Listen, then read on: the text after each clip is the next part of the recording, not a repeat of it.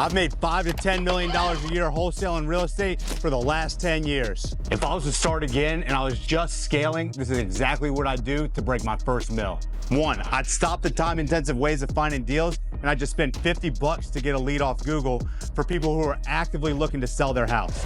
2 out of 3 of those leads are ready to talk to me, and they're actively wanting to sell versus cold calling, which 1,000 dials to have one conversation with somebody who doesn't even want to sell, that's not scalable. And cold calling is pretty much illegal now anyway.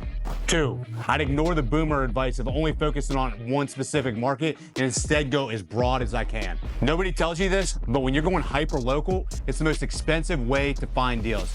The broader the market you target, the more deals that are out there, thus the more affordable and easier it is to get your hands on one. Build up your capital broad, then focus on the markets that you like when you can afford to do so. Third and lastly, keep it simple. Run and ignore anybody who says they've got new ways to get leads. The guys that have 12 marketing channels aren't winning. They're panicking. That's why they're throwing shit at the wall, trying to figure out where things stick. Simple scales and complex fails.